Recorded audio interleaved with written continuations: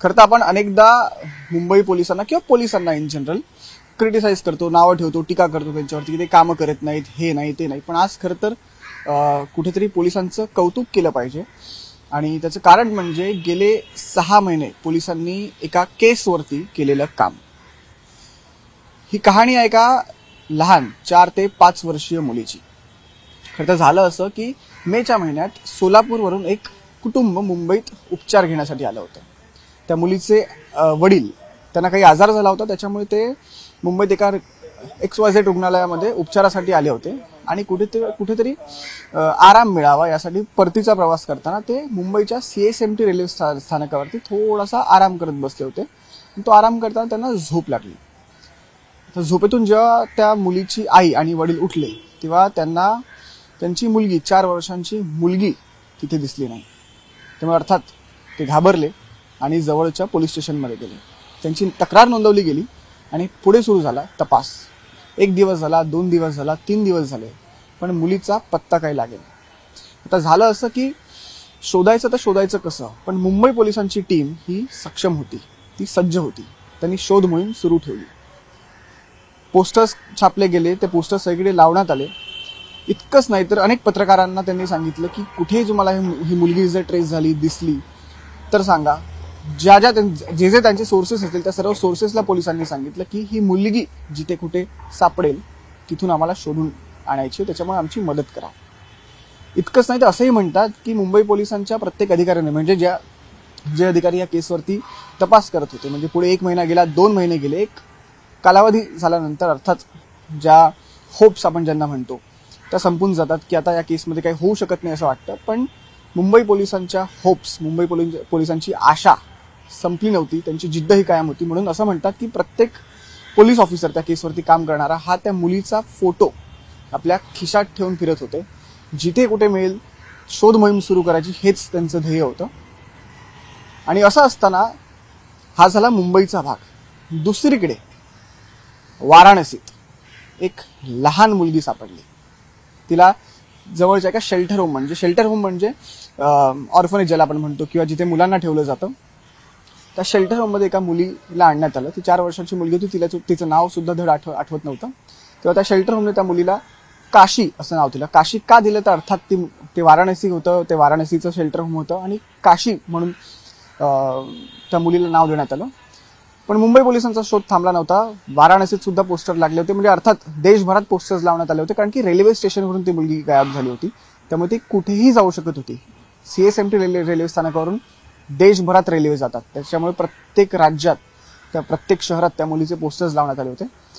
आणि अशातच एका स्थानिक पत्रकाराने खरं तर त्या मुलीचा पोस्टर पाहिला आणि त्याला काय त्याची जी मेमरी असते त्या मेमरीमध्ये ती गोष्ट क्लिक झाली की या मुलीला मी कुठेतरी पाहिलं.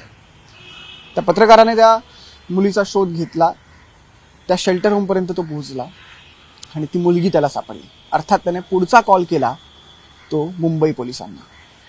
मुंबई पोलिसांची एक टीम तिकडे दाखल झाली आणि दुसऱ्या दिवशी त्या मुलीच्या पालकांना मुंबईतल्या एका पोलीस स्टेशनमध्ये बोलवण्यात आलं.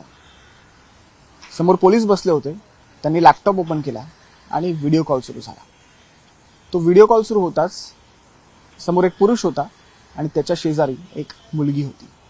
जसा व्हिडिओ कॉल सुरू झाला, मुंबई पोलीस स्टेशनमध्ये पोलीस अधिकारी जे लॅपटॉपवरती तो व्हिडिओ कॉल करत होते त्यांच्या पाठी एक पुरुष आणि एक महिला उभे होते. अर्थात ते त्या मुलीचे आई वडील होते.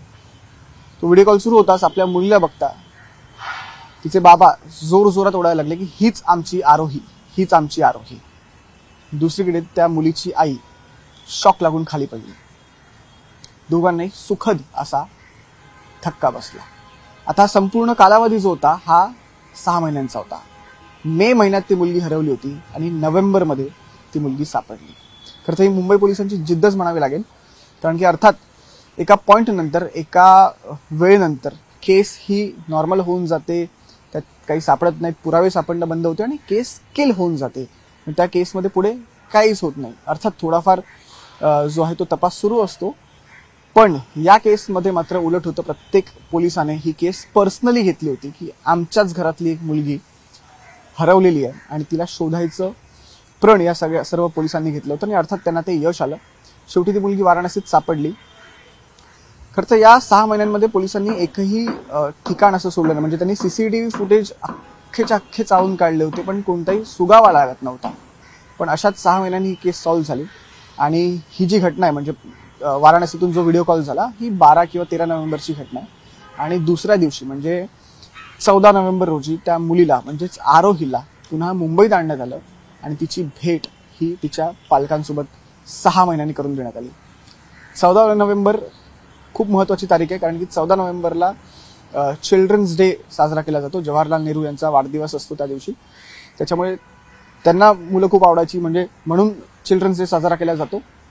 आणि चिल्ड्रन्स डेच्या दिवशी आपण म्हणतो की आई वडील आणि त्या आरोहीची 4 वर्षीय मुलीची पुन्हा एकदा भेट झाली.